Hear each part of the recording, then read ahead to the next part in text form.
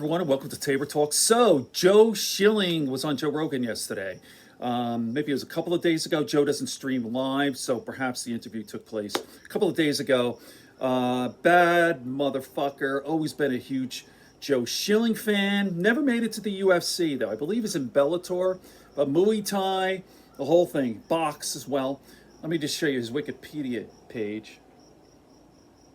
How fucking cool is Joe? So Joe has the whole package there.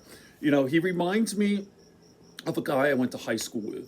His name was, what was his last name? Tom Curtin. Two guys, Tom Curtin and Mark C. Like these heads.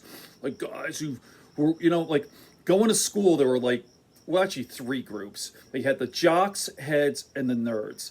I was friends with all of them. I really didn't fall into any one of these categories, but I got a kick out of them. Like I was friends with the nerds. I like geeky stuff. I read books and computers and all that.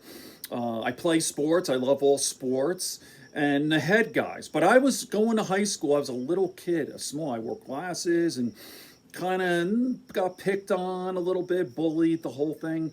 When I graduated high school, I weighed 140 pounds. I was like 5'4".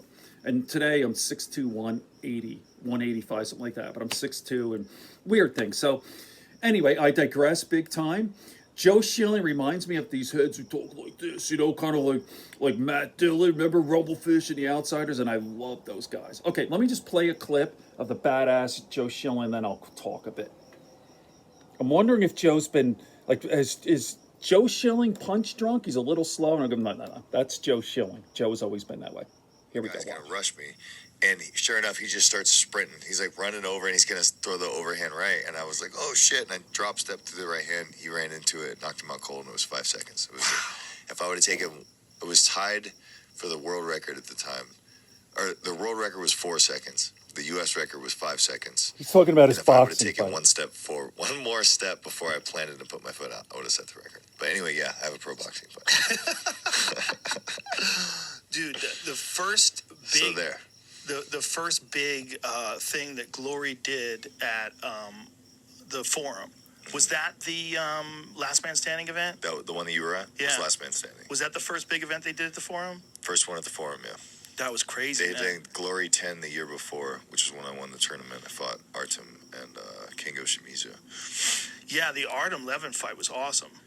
And the knee that you caught him with on the way down, too, was perfect. Man, I guess it didn't matter. I won. But I think I knocked him out with the Superman. And when he was falling on the way down, I hit him with the knee and I woke him up. I've done that a couple times in my career. Isn't that crazy? You could actually wake someone up with a punch. You would think you wouldn't care, but it eats at me at night. And I'm like, fuck, I could have had that, you know?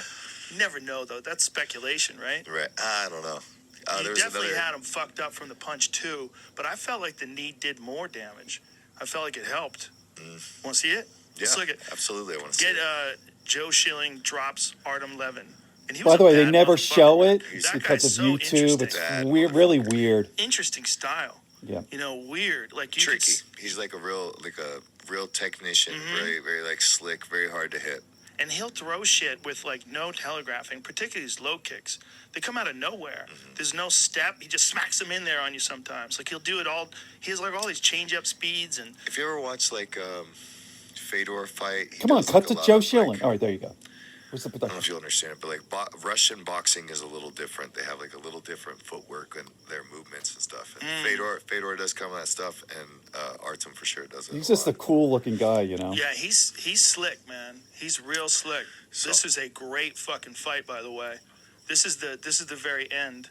So Artem is real tall and he's real hard to hit. I had a real hard time reaching him with punches. So every time I would throw the right hand, he would lean back just out of range where I couldn't reach him, and that's why I threw the Superman punch so I could jump. Just let some of this roll, Jamie. A few feet farther. Okay, they're not going to show it anyway, but there you go. Just let it roll. They don't, though. My favorite knockout of yours. Okay, there you go. I highly recommend you watch the podcast. I think it's like 3 hours long. By the way, I'm going to be doing more videos on mixed martial arts too. And I looked at my bookcase. These are MMA encyclopedia by the guy, the author, or one of the authors, there are 3, is a lawyer. So, you know, people say, oh, it's a bunch of fucking meatheads killing each other. Dude, it's a fucking intellectual sport. It's chess with your body. And these books I highly recommend. I'm going to be doing reviews on this. This is Clyde Gentry, No Holds Barred, and I highly recommend this. This is an encyclopedia, big fat book. Okay, check out Joe Schilling on Joe Rogan.